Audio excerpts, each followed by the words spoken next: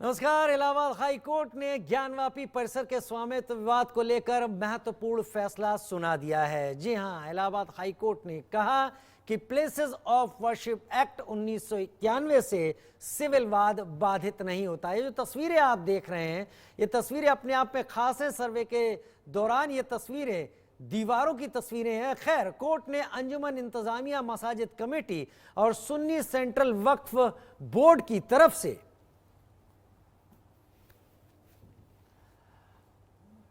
दाखिल 5 याचिकाओं को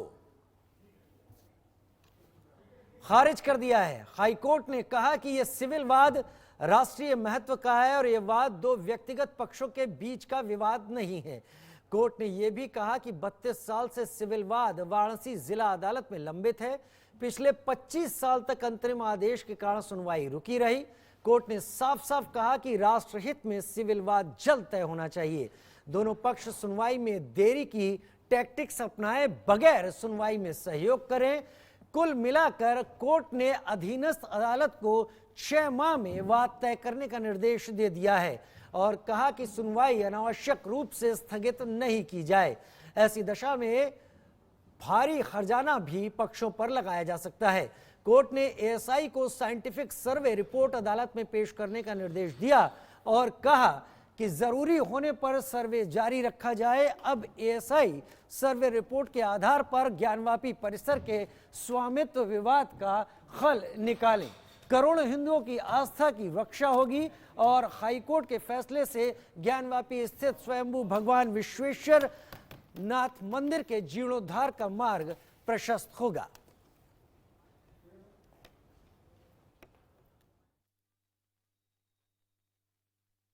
का कोई मतलब नहीं रह जाता, इसलिए न्यायालय ने बहुत ही अच्छा निर्णय दिया है कि 6 महीने में से निस्तारित किया जाए। यह एक बहुत बड़ा ऐतिहासिक फैसला है क्योंकि बहुत दिनों से ये मामला लंबित है और एप्लीकेशन डाल करके केवल मामले को लटकाया जाए।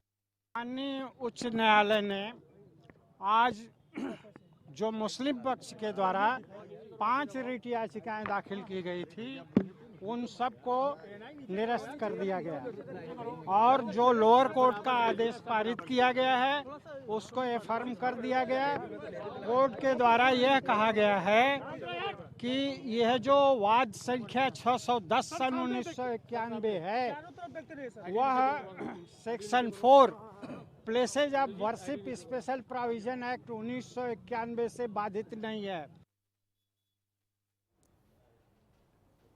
तो वाराणसी ज्ञानवापी विवाद में हाई कोर्ट ने अपना फैसला 5 याचिकाओं पर सुना दिया है। मुस्लिम पक्ष की याचिकाएं खारिज कर दी गई हैं। हिंदू पक्ष यहां पर इसे एक बेहतर तरीके से, जैसी वो उम्मीद कर रहा था, कोर्ट ने वही कहा। कोर्ट ने कहा, जिला अदालत को निर्देश देते हुए कहा कि अगले 6 महीने में 1991 से चले आ रहे इस वाद को सुलझा लिया जाए, सुलझा लिया जाए और इसमें अनावश्यक अगर देरी की जाती है, जानबूझकर कोई देरी होती है तो वहां पर जुर्माना तक लगाए जाने से पीछे न हटा जाए। यानी ये तय है मेंटेनेबिलिटी को लेकर। इस पूरे मामले में आज हाई कोर्ट को फैसला सुनाना था और हाई कोर्ट ने कहा कि हिंदू पक्ष की याचिका सुनवाई योग्य है और मुस्लिम पक्ष की याचिकाओं को यहां पर खारिज कर दिया है। तो ये तस्वीरें आप देख रहे हैं। हालांकि इस पूरे मसले पर अब एएसआई की रिपोर्ट का इंतजार होगा, जिसको कल एएसआई ने जिला अदालत में पेश कर दिया था। हालांकि सीलबंद लिफाफे में वो रिपोर्ट दी गई थी और उसके बाद 21 दिसंबर की तारीख तय की गई थी। आज हाई कोर्ट का फैसला आने के बाद 21 दिसंबर को वो रिपोर्ट विभिन्न पक्षों को दे दी जाएगी। इसके साथ इलाहाबाद हाई कोर्ट ने जिला अदालत से ये भी कहा है कि अगर उसे लगता है कि किसी खास जगह का सर्वे कराने की और ज़रूरत है और उसमें और जांच किए जाने की आवश्यकता है तो वो ऐसा भी निर्देश इस वाद के हल के लिए दे सकती है। यानी एक बात तय है यहाँ पर कि हाई कोर्ट के आदेश के मुताबिक 1991 से जो ये वाद लगातार चला आ रहा था और ये वाद लगातार पेंडिंग स्थिति में था, उसमें अब अगले 6 महीनों में हल निकलता हुआ दिख रहा है। कम से कम जिला अदालत अपने स्तर पर हाईकोर्ट के आदेश के बाद इसका निस्तारण कर देगी और यही चीज अब होती हुई दिखाई पड़ रही है। हम दो तस्वीरें आपको लगातार दिखा रहे हैं। ज्ञानवापी परिसर विवाद को लेकर, हालांकि इस पूरे परिसर पर स्वामित्व हक जताने की बात थी और कोर्ट ने भी यही कहा कि इसको लटकाए रखने से कोई हल नहीं होगा, क्योंकि दो धर्मों के बीच का विवाद है और ये दो व्यक्तियों के बीच का विवाद नहीं है। लिहाजा इसे अगले 6 महीने में जिला अदालत को इस 6 महीने के अंदर अपना फैसला सामने रखना होगा। दो तस्वीरें हम आपको लगातार इस वक्त दिखा रहे हैं। क्या कुछ मिला है, क्या कुछ दावा किया गया है, वो सब कुछ हम आपको स्क्रीन पर दिखा रहे हैं। मस्जिद की दीवारें जो कही जाती हैं उन पर किस तरीके की आकृतियां हैं, लेकिन अभी एएसआई ने जो सर्वे किया है वो जीपीएस जीपीआर रडार के जरिए किया गया है। वजू खाने के उस हिस्से को छोड़कर जहां पर हिंदू पक्ष का कहना है कि शिवलिंग मौजूद है और उस शिवलिंग के पास ही वजू खाने की तरह उसे इस्तेमाल किया जाता रहा था, लेकिन अब कम से कम ये बात तय है कि अगले 6 महीने के अंदर इस विवाद और इस याचिका पर, इस सिविल वाद पर जिला अदालत फैसला सामने रख देगी।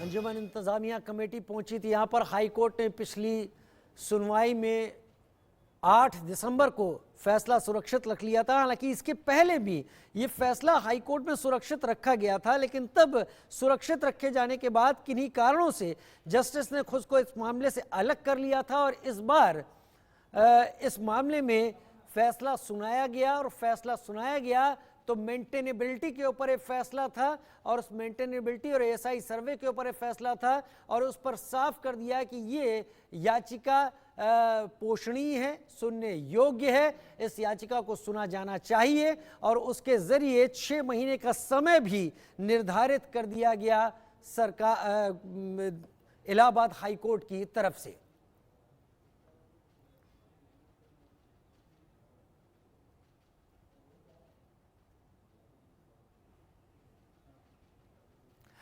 और ज्ञानव्यापी पर जो फैसला आया, हम 10 बड़ी बातें अपने दर्शकों को बता देते हैं। स्वामित्व विवाद पर यह बड़ा फैसला आया है।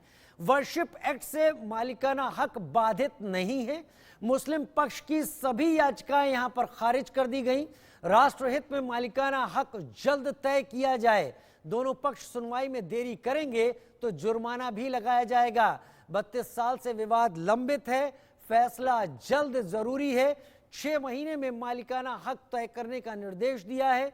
एएसआई को सर्वे रिपोर्ट कोर्ट में पेश करने का निर्देश, जो कि एएसआई ने कल जिला अदालत में पेश की। एएसआई की रिपोर्ट से स्वामित्व तय हो जाएगा, ऐसा कोर्ट ने कहा, हाई कोर्ट ने। और ज्ञानवापी का धार्मिक चरित्र तय होना जरूरी है।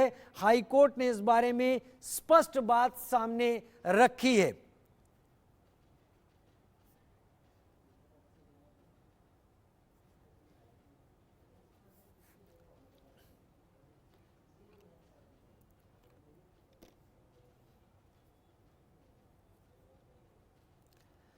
दो खास मेहमान हमारे साथ इस वक्त जुड़ गए हैं। हिंदू धर्म गुरु के तौर पर एचएस रावत हमारे साथ जुड़े हैं और मुस्लिम धर्म के जानकार के तौर पर असगर अली साहब मेरे साथ इस वक्त जुड़ गए हैं। आप दोनों का बहुत स्वागत है। आज जो भी फैसला आया है, सबसे पहले असगर अली साहब मैं आपका ही रुख करूंगा, क्योंकि लगातार मुस्लिम पक्ष इस बात की दलीलें रख रहा था कि याचिका सुनवाई योग्य नहीं है। मेंटेनेबिलिटी के ऊपर यह सवाल था। आज जो 5 याचिकाओं पर फैसला आया है, कोर्ट ने अपना फैसला दिया कि ये मेंटेनेबिलिटी पर उसने कहा कि ये सुनने योग्य है, इस पर सुना जाना चाहिए। पूरा राष्ट्र इससे संबंधित है, 2 धर्म इससे संबंधित हैं और इस पर जो इंतजार हो रहा है उसको खत्म करके अगले 6 महीनों में इसे निपटा दिया जाए। इस फैसले को आप किस तरीके से देखते हैं? देखिए सर, ये जो माननीय हाई कोर्ट का जो फैसला है, ये खुद सुप्रीम कोर्ट के जो 5 जजेस की बेंचेस ने जो फैसला दिया था 19 सितंबर 1991 को, ये उसके खिलाफ जाता है और खुद जो अपन का 141 जो है धारा, उसके खिलाफ ये फैसला जाता है। माननीय जजेस को ये देखना होगा कि जो पैलेसेस ऑफ वर्कशिप एक्ट 1991 है, उसके तहत जब ये लागू हुआ था तब मुसलमानों ने बहुत इसकी मुखालिफत की थी कि क्यों बाबरी मस्जिद के इशू को इससे बाहर रखा गया है। बाबरी मस्जिद के इशू को इसको बाहर रखा गया था और सारे वर्डिक्ट जो थे उसको समाप्त माने गए थे, और जो ज्ञानव्यापी या मथुरा का जो मामला था इसको भी समाप्त माना गया था कि जो जिसके पास जिसका अधिकार है उसके पास रहेगा। लेकिन इसके उपरांत फिर बार बार ये कोशिश होती रही कि ज्ञानव्यापी पे अधिकार को लेकर या उसको स्वामित्व को लेकर, फिर जैसे वजू खाने को लेकर ये सब चीजें हुई, तो उस वक्त भी वजू खाने के मैटर पर भी माननीय सुप्रीम कोर्ट ने यह आदेश दिया था कि जो भी वो फुवारा या शिवलिंग जो मिला है उसको आप प्रोटेक्ट कर ले और बाकी नमाज की इजाजत वहां पर रहेगी और किसी भी तरह से मुस्लिम कम्युनिटी को वहां पर परेशान नहीं किया जाएगा। कालांतर में भी इस तरह के फैसले मुसलमानों के पक्ष में आते रहे हैं और ये फैसला भी ये आया कि नीचे से लेकर ऊपर तक सुन्नी वक्फ बोर्ड की ये मस्जिद है, शाही मस्जिद है और ज्ञानव्यापी एक मोहल्ला है, उसके अंदर ये वाक़ है। खुद बाबूराव कृष्ण वर्मा जी अपनी पुस्तक के अंदर लिखते हैं कि अगर ये विश्वनाथ मंदिर है तो फिर वो जो ज्योतिर्लिंग जो है वो असली नहीं है, अगर ज्योतिर्लिंग वो असली है तो फिर विश्वनाथ मंदिर ये असली होनी चाहिए। तो इन दोनों में भी एक कॉन्ट्रडिक्शन है और जो कि खुद हिंदू इतिहासकार अपनी पुस्तकों में इसको लिख चुके हैं। तो इस चीज को मैं देखना चाहूंगा कि जो पिछली जो गलतियां हैं वो गलतियां कोर्ट के माध्यम से नहीं सुधर कर आपसी सौहार्द के माध्यम से सुधर सकती हैं। जैसा कि बाबरी मस्जिद के समय में, बाबरी मस्जिद के निर्णय के समय में सुप्रीम कोर्ट ने ये मान लिया था कि बाबरी मस्जिद किसी राम मंदिर को तोड़कर नहीं बनाई गई, इसके बावजूद आस्था की बुनियाद पर, चूंकि बहुसंख्यक समाज की आस्था उससे जुड़ी हुई है और ये पहले से उसको देना चाहिए कि उनका दावा है कि रामलला यहाँ पैदा हुए हैं। हालांकि अपने जजमेंट के अंदर तीनों जजेस ने इस बात को स्वीकार नहीं किया। इसके बरअक्स फैसला जब सुनाया गया तो उनको मस्जिद दे दी गई, इसको मुस्लिम समाज ने स्वीकार कर लिया और ये एक सौहार्द की बात थी। चलिए ठीक है, आपने कहा कि इस तरीके का कुछ था ही नहीं, फिर वो जमीन से निकली चीजें, वो जो मंदिर के स्ट्रक्चर के टुकड़े निकले थे जिन पर एएसआई की रिपोर्ट सामने रखी गई थी, उस पर क्या सुप्रीम कोर्ट ने रुख लिया? खैर मैं एचएस रावत साहब से डिटेल में जानूंगा, लेकिन पहले मेरे साथ अमित श्रीवास्तव इस वक्त जुड़ गए हैं प्रयागराज से ज्यादा जानकारी के साथ।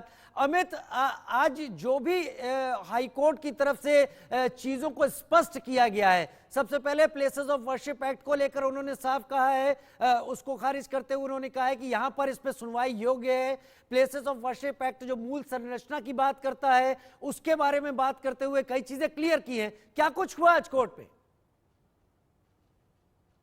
हाईकोर्ट में जो सिर्फ फैसला आना था वो हुआ, लेकिन उसके पहले 8 जो दिसंबर था उस दिन पूरी सुनवाई हो चुकी। दोनों पक्ष के जो वकील थे, चाहे हिंदू पक्ष हो चाहे मुस्लिम पक्ष, दोनों पक्ष का पूरा मौका दिया गया, उनसे सारी बातें सुनी गई और उसके बाद जब डिसाइड हुआ तो आज वो फैसला आया जिसमें उसमें साफ तौर से कहा गया है कि ये जो पोषणीयता का जो मामला है इसको जानबूझ के लटकाया जा रहा है, ये सुनने योग्य है। और साफ तौर कहा है कि इसको 6 महीने के अंदर निचली जो अदालत है उसको डायरेक्शन दिया है इलाहाबाद हाईकोर्ट ने कि 6 महीने के अंदर उसको सुनवाई पूरी करे। और साथ ही ये भी कहा है कि अगर कोई भी पक्ष, चाहे वो हिंदू पक्ष हो चाहे मुस्लिम पक्ष हो, अगर कोई उसको डिले करने की कोशिश करता है, उसको केस को लंबा खींचने की कोशिश करता है, तो उसके खिलाफ कार्रवाई करे और हो सके तो जुर्माना भी उनके ऊपर लगाया जाए। तो ऐसा बहुत कम केसेस होते हैं, ऑर्डर्स होते हैं जिसमें देखा जाए कि इलाहाबाद हाईकोर्ट फैसला दे और फैसले के साथ डायरेक्शन भी दे दिया कि इस तरह के, क्योंकि ये 2 धर्मों का मामला है, 2 पक्षों का मामला नहीं है, ये 2 धर्मों का मामला है। तो हिंदू पक्ष और मुस्लिम पक्ष का ये मामला है और इतने 32 साल से मामला लंबित है। तो इसी को लेकर इलाहाबाद हाईकोर्ट ने कहा कि 32 साल से मामला उलझा हुआ है, 2 धर्म आपस में विद्रोह में मचा हुआ है, तो ऐसे मामलों को क्यों नहीं जल्दी निपटाया गया अभी तक। तो इसलिए 6 महीने के अंदर निचली अदालत को आदेश दिया है कि 6 महीने के अंदर उसकी पूरी सुनवाई करके उसमें फैसला दिया जाए और कोई भी इसमें डिलाई करेगा, जो भी डिले करने की कोशिश करेगा, उसके खिलाफ कार्रवाई करने के लिए इलाहाबाद हाईकोर्ट ने डायरेक्शन दिया है। साफ तौर है कि इलाहाबाद हाईकोर्ट का बहुत बड़ा फैसला है और जो जस्टिस है उन्होंने साफ कर दिया कि अब इस मामले में कोई भी कोर कसर नहीं है और जो भी डिले करने, जो भी इस पोषणीयता पे सवाल उठा रहे थे, उन सभी याचिकाओं को खारिज कर दिया है। साथ ही एएसआई को भी पूरी छूट दी है कि अगर उनको लगता है कि एएसआई को वहां पे अभी और सर्वे करने की जरूरत है तो वो भी वहां करे। अगर उनको खुदाई करने तक की जरूरत पड़ती है तो वो वहां खुदाई करके लेकिन ये दो धर्मों के मामले में ज्यादा लंबा खींच रहा है। इन दोनों इसको जल्द से जल्द निपटाया जाना चाहिए। ठीक है, चाहे ठीक जिससे भी है, ठीक है, पक्ष में हो, सारी वो सारी किसी चीजें अपनी का जगह हैं अमित। मेरे साथ एचएस रावत इस वक्त जुड़े हुए हैं। एचएस रावत साहब, कई चीजें इस पूरे फैसले पे बड़ी अहम है।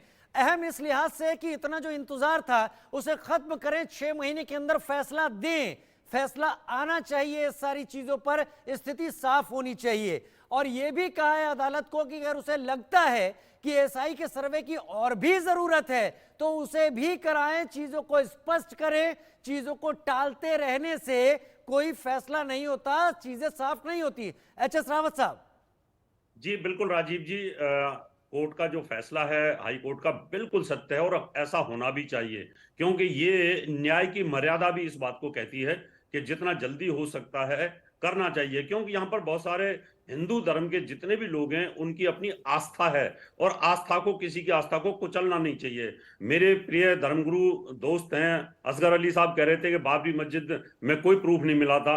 मैं आपको प्रूफ देना चाहता हूं, सोमनाथ का मंदिर 3 बार तोड़ा गया था और 3 बार तोड़ा और उस समय के वहां के गृह मंत्री और राष्ट्रपति साहब ने जाकर के उसको उद्घाटन किया और उसके पूरे रिकॉर्ड इस बात के थे कि वहां क्यों तोड़ा गया वो मंदिर, और फिर सरकार ने उसको बनवाया और उसका उद्घाटन हुआ।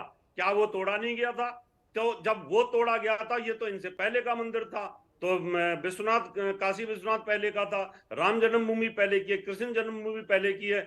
आप अगर डिरेल करने की कोशिश करो और गुमराह करने की कोशिश करो जनता को कि ये फैसला गलत था, फलाना गलत था, अंधे को भी वहां दिखाई दे रहा है कि वो शिवलिंग जो है वो शिवलिंग पे ओम के निशान बने हुए हैं, वहां फारा नहीं है वो, और आपने 350 वर्ष तक हिंदुओं की आस्था के साथ खिलवाड़ किया। आप लोगों को माफी मांग लेनी चाहिए देश से और पूरे हिंदू समाज से, भाई जो गलती हुई है हम इसके माफी चाहते हैं। और सरकार को भी इस बात को चाहिए कि सार्वजनिक रिपोर्ट अगर करती है सरकार तो रिपोर्ट सार्वजनिक करने से पहले, और सरकार को अगर इस बात का पता है, न्यायालय को इस बात का पता है कि ये शिवलिंग था, तो हमारी आस्थाएं बहुत ज्यादा विस्फोटक हो सकती हैं। मैं तो बहुत ज्यादा आक्रोश में हूं, बहुत ज्यादा क्रोधी हूं, और मैं अगर मेरे सामने रिपोर्ट आ जाती है और उसके बाद फिर मैं नमाज अदा नहीं करने दूंगा वहां पर, और फिर उपद्रव की स्थिति पैदा हो सकती है। इसलिए वहां नमाज अदा करनी बंद कर देनी चाहिए और वहां सरकार को अपने अंदर वो ज्ञानवापी मस्जिद है उसको टेक ओवर कर लेना चाहिए। इससे नहीं तो बहुत ज्यादा आस्था खराब होगी, कहीं ना कहीं तकलीफें हो सकती हैं। असगर अली साहब, आप जैसे धर्मगुरुओं को सामने आना चाहिए और आकर के बोल देना चाहिए जो हमारे बुजुर्गों ने जो किया, गलती की उन बादशाहों ने, तो हम उसके लिए सॉरी बोलते हैं। और हम जहां पर भी जो भी इस तरह के डिस्प्यूटेड प्लेस हैं, अयोध्या का मामला है तो हम मंदिर चल ही रहा है, काशी का मामला है और राम जन्मभूमि, कृष्ण जन्मभूमि का मामला है, इसको हम हैंड ओवर करते हैं। क्योंकि मुकदमा चलता रहेगा, विवाद चलता रहेगा, हमारे और आपसी मतभेद जो हैं, दिलों के जो मन में भेद आता रहेगा वो बढ़ता रहेगा। इसको शांत करने का यही तरीका है कि जो रिपोर्ट सार्वजनिक होती है और उसके तुरंत बाद ये आप फैसला ले लें कि भाई वहां पर नमाज अदा नहीं होगी, ये काशी विश्वनाथ परिसर है और ये जो हम फब्बारा बोलते थे शिवलिंग है, और ये हिंदुओं को टेक ओवर करा देना चाहिए आपको। मेरी सोच ये कहती है। आपकी सोच ये कहती है, लेकिन अदालत इसीलिए तो है, अदालत ने इसीलिए चीजें स्पष्ट करने की बात यहाँ सामने रखी है। अगर हम सभी ये चीजें तय करने लगे तो फिर संदेश गलत जाता है। राम मंदिर के मामले में वो सही संदेश गया। लेकिन मेरे साथ इस वक्त जुड़े हुए हैं पंकज चतुर्वेदी, वाराणसी से इस वक्त जुड़े हुए हैं। पंकज, बाबा विश्वनाथ की नगरी में इस फैसले को किस तरीके से लिया जा रहा है? देखिए, बाबा विश्वनाथ की नगरी की बात करें तो काशी इसमें बम बम बोल रही है। और हम बताना चाहेंगे आपको कि मैं काशी विश्वनाथ कॉरिडोर के पास में था, मंदिर के बाहर खड़ा था, और वहां पे भी जो दर्शनार्थियों से मैंने बात की तो वहां से उनके अंदर प्रसन्नता का पुरी की बहुत हर्ष का विषय है और हम इसका स्वागत करते हैं। जिस तरीके से हाईकोर्ट ने जो फैसला दिया है वो निश्चित रूप से मील का पत्थर साबित होगा और हिंदुओं के जो आराध्य बाबा जो महादिदेव हैं, वहां पे फिर से एक जो है जो मंदिर का भव्य और निर्माण किया जाएगा। इस तरीके की जो बातें जो लोग वहां पे थे, दर्शनार्थी थे, वो कहते देखे। और वही हम दूसरी तरफ बात कर रहे हैं तो सुरक्षा की भी पूरी बहुत वहां पे चाक चौबंद व्यवस्था हो गई। जब से जो आदेश आया है उसके बाद से भारी संख्या में पुलिस बल की वहां मौजूदगी जो है तैनात कर दी गई है। सीआरपीएफ के साथ ही कमांडोज भी हैं और स्थानीय जो सिविल पुलिस के जवान भी अत्याधुनिक असलहे के साथ लैस कर दिए गए हैं। जी राजीव। चलिए असगर अली साहब का रुख करते हुए, असगर अली साहब, एएसआई सर्वे को लेकर बड़ा बावेला मचा था कि इस तरह का सर्वे क्यों कराया जा रहा है, लेकिन जब दौर बदलते हैं तो नई तकनीक आती है, नई चीजें आती हैं। एक वक्त था जब इन तकनीकों से सब लोग महरूम थे, पता ही नहीं था इस तरीके की चीजें भी होती हैं। अब बिना खुदाई किए, बिना टच किए पता लगाया जा सकता है कि असल में उसकी सच्चाई क्या थी। और कोर्ट ने भी यही कहा कि अगर जरूरत आगे भी पड़ती है तो इसका इंतजाम किया जाए, इस तरह का सर्वे कराया जाए, कम से कम चीजें खत्म हो, चीजें और ज्यादा उलझे नहीं। क्या आपको भी लगता है कि जब ये रिपोर्ट सार्वजनिक होगी या 21 तारीख को जब ये दी जाएगी पक्षों को, तो उसके बाद की स्थिति बहुत कुछ तय करेगी कि आगे किस तरीके से मामला चलना चाहिए? अगर पता चलता है कि यहां पर मंदिर था, उसे तोड़ा गया, उसके अवशेष नीचे निकलते हैं, तो क्या मुस्लिम पक्ष का पीछे हटना ठीक नहीं होगा? या फिर ऐसा नहीं होता तो हिंदू पक्ष का पीछे हटना ठीक रहेगा? फिर देखिए माननीय, मैं आपसे ये बात कहूं कि बाबरी मस्जिद के केस में भी सुप्रीम कोर्ट ने एएसआई की रिपोर्ट को माध्यम नहीं माना था। दूसरी चीज ये कि 1045 छोड़ो ना, खत्म करो, आप इसमें बात करो ज्ञान वापी पर। आप बाबरी मस्जिद का मामला हो गया, जन्मभूमि वहां बन रही है, आप इसकी बात करो ना ज्ञान वापी की। मैं किसी के बीच नहीं, असगर भाई मेरा इसलिए कहना है कि ये एक नई तकनीक है, ये बिना परेशान किए सच को सामने ले आएगी। उतने साल पहले, 354 साल पहले क्या हुआ था, किस तरीके से हुआ? आपको बाबरी मस्जिद के मुद्दे के लिए बैठाया है क्या यहाँ पर? मैं अपने वक्तव्य पूरा कर दूं। के ऊपर बैठाया है, जब ज्ञान वापी का मुद्दा तो क्या बोलिए आप, नहीं बोलना तो बीच में किसी की बोला नहीं, कोई गलत भी बोला नहीं, तो आप कौन सी बात करोगे? क्या अपनी बात पूरी कर दूं? नहीं, बाबरी मस्जिद की बात तो मैं तो फिर एंकर साहब चर्च की बात करूंगा, तुर्की की, वहाँ आज अरे भाई बात तो रखने दो। 2 साल पहले चर्च बने हुए को मस्जिद। अच्छा श्रावण साहब, मौका दीजिए, अब मौका दीजिए, ठीक है, मौका दीजिए, वो अपनी चीजों को जोड़ रहा है। अच्छा श्रावण साहब, अच्छा श्रावण साहब, मौका दीजिए भैया। जो 1991 का एक्ट जो है 1991, आप प्लेसेस ऑफ वर्शिप एक्ट की बात कर रहे हैं, उसे कोर्ट ने साफ खारिज कर दिया कि यहां लागू नहीं होता। दरअसल उसमें मूल स्ट्रक्चर, ओरिजिनल स्ट्रक्चर की बात होती है, उस लिहाज से उसको कोर्ट ने कहा है कि वो यहां पर लागू नहीं होता। अब मेरी बात सुनिए आप, जब सुप्रीम कोर्ट होती है बाबरी मस्जिद पाया जाता है कि नवाजा करना छोड़ अरे देंगे, तो बोलने नहीं देते, कोई फायदा नहीं जब बैठने का यहाँ पर। अच्छा श्रावण साहब, प्लीज उन्हें बोलने दें। ये बोल रहे हैं, मैं बोला क्या? बातों का जवाब दो। जब मैं इनसे जब ये बोल रहे थे, मैं बोला क्या? मेरी बात पूरी होने दो, मैं इनके बीच में बोला क्या? अगर रिपोर्ट सार्वजनिक होती है, सुप्रीम तो वहाँ कोर्ट पर ने पाया जाता है, जब आप कुछ भी कहते रहो, अपने पास होगा, आपके टर्न पे बोलना, आप आपके टर्न पे बोलना। सुप्रीम कोर्ट ने जब फैसला दिया बाबरी मस्जिद का, 3 जजेस ने 1045 पेज का फैसला आज भी हिंदुस्तान के पटल पे मौजूद है, और उसके अंदर 545 पेज से लेकर 565 के पेज के अंदर अगर ये खुद जजेस लिख रहे हैं कि ये फैक्ट की बुनियाद, अगर ये ओनली फैक्ट की बुनियाद पर ये फैसला दिया गया, ओनली फैक्ट की बुनियाद पर यह फैसला दिया गया, और हमने इसका कोई शोर नहीं मचाया, कोई विरोध नहीं कहा। महाराष्ट्र तो ये कह रहे हैं कि अगर ये रिपोर्ट गलत हुई तो आते से बाहर हो जाएंगे। तो देख के क्या असगर अली साहब, देखिए असगर अली साहब, ये फैसला मैंने पूरा नहीं पढ़ा है, कुछ चंद पेजेस जरूर देखे हैं मैंने, और अब इतने वक्त बाद शायद याद भी नहीं है। लेकिन क्या ऐसा हो सकता है कि केवल धार्मिक आस्था पर भारत का सुप्रीम कोर्ट फैसला देने लगे, उसमें तर्क की कोई जगह ही ना हो? अब आप सुनिए, सुप्रीम कोर्ट ने ये माना कि बाबरी मस्जिद किसी मंदिर को तोड़कर नहीं बनाई गई। Fact number 1। फैक्ट नंबर 2, जो जजेस ने उसके अंदर वहां पर लिखे कि एएसआई की रिपोर्ट इसके अंदर कोई माध्यम नहीं माना गया। तीसरा फैक्ट उसके अंदर लिखा, चूंकि बहुसंख्यक समाज की आस्था इससे जुड़ी हुई है, इसीलिए कंपनसेशन के तौर पे 5 एकड़ जमीन मुस्लिम समाज को दी जाए। अगर तो हमारा हक था ही नहीं तो हमें दूसरी जगह मस्जिद के लिए जमीन देने की क्या जरूरत थी? आपका है, आप ले लीजिए, इतना दिक्कत है।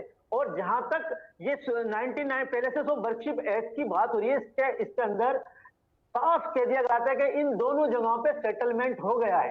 काशी पे सेटलमेंट हो गया है और मथुरा पे सेटलमेंट हो गया है। मैं ये नहीं कहता कि मुगलों ने गलती नहीं की होंगी, बहुत सारी गलती की होंगी, लेकिन ये फैसले, जैसे कि महाराज कह रहे हैं कि अगर वो रिपोर्ट इनके विरुद्ध आई और तो वो तो कुछ भी कर देंगे। तो पहले पिछली से ये गलतियों है कि को क्या आपको बने रहने देना भी मानने ठीक की- है? क्या उन गलतियों का सुधार बदलते वक्त के साथ, बदलते समाज के साथ जरूरी नहीं है? सर मैं ये कह रहा हूं कि मंदिर के बगल में मस्जिद होना या मस्जिद के बगल में मंदिर होना भारत के अंदर इस बात का संदेश नहीं होता है कि ये एक दूसरे को तोड़कर बिल्कुल, बनाई गई कुरान है। में साफ जब लिखा पहले है, से सब वर्शिप कुरान में एक्ट लिखा साफ गया था लिखा है कि तो जहाँ पर उसमें ये घंटा घड़ियाल कहा बजते जाता है हो, कि वहाँ पर ये नमाज अदा नहीं करनी ठीक है, चाहिए। ठीक है, ठीक है, ठीक है। मैं एच.एस. रावत साहब, एच.एस. रावत साहब, वर्शिप एक्ट जी राजीव जी, जी राजीव जी, एच.एस. रावत साहब बताइए, उनका कहना है कि भारत में मंदिर के बगल में मस्जिद होना या फिर मस्जिद के बगल में मंदिर होना, इसको किसी भी तरीके से आप देखें, ये तो भारत में होता है।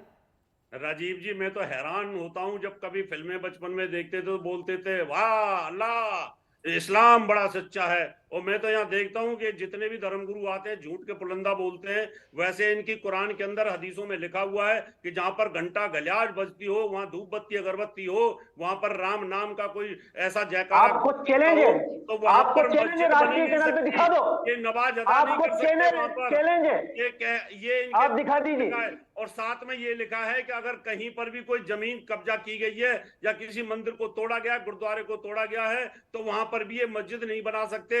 ये वहां पाप है, लेकिन फिर भी ये जबरदस्ती इन्होंने हाजिया सोफिया चर्च को उठा करके मस्जिद में कन्वर्ट कर दिया। हमारे सारे धर्म प्लेसों को तोड़ तोड़ कर मस्जिद में कन्वर्ट कर दिया। इनका तो इतिहास ही इस तरह का है, तो इसलिए ये झूठ बोलते हैं। और कोई क्यों, कौन सी मस्जिदें बताइए कहां पर आपने मंदिरों के बगल में मस्जिदें बनाई है, सारी तोड़ तोड़ के हमने अच्छा ठीक है, अच्छा ठीक है, मेरे पास समय ज्यादा नहीं है, लेकिन असगर अली साहब का रुख करूंगा। असगर अली साहब, अब अगला कदम क्या होगा मुस्लिम पक्ष का, क्योंकि आप सुप्रीम कोर्ट के उस पुराने फैसले की दुहाई दे रहे हैं, जाहिर सी बात है कि सुप्रीम कोर्ट में इसे चैलेंज किया जाएगा।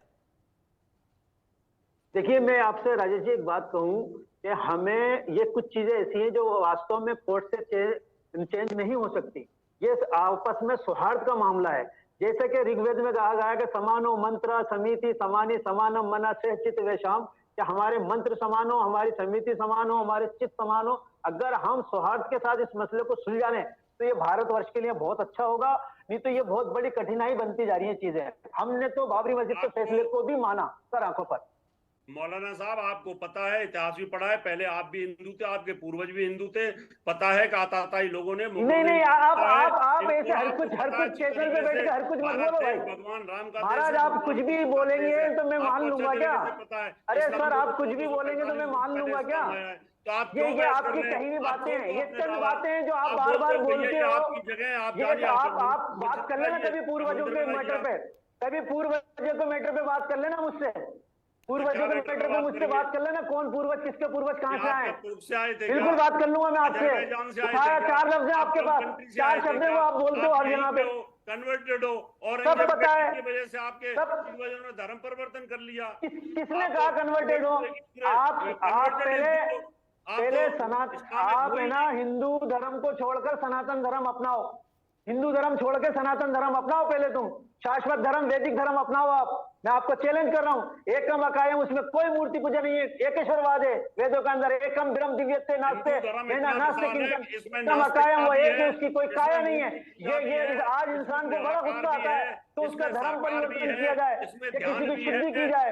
आप इस पे गुस्सा नहीं आता कि आप जिस धर्म को फॉलो कर रहे हैं। चलिए, लेकिन एक बात तय है, एक बात तय है, ये विवाद अगर हमारे 2 पैनलिस्ट के बीच में हो रहा है तो जाहिर सी बात है कि इस विवाद को, इस फैसले को दोनों पक्षों में भी मथा जा रहा होगा और दोनों पक्ष आगे क्या करना है उसकी भी तैयारी कर रहे होंगे। सुप्रीम कोर्ट जाना तय है अब इस मसले का, लेकिन इस बीच में जिला अदालत को जो कार्रवाई करनी है वो 21 तारीख से शुरू होगी। तब देखना होगा क्या वो रिपोर्ट सार्वजनिक होती है जो दोनों पक्षों को मिलती है और तब क्या कुछ निकल कर सामने आता है। बहुत शुक्रिया आप सभी हमारे साथ जुड़े, इस चर्चा में शामिल हुए, आप सभी का बहुत शुक्रिया।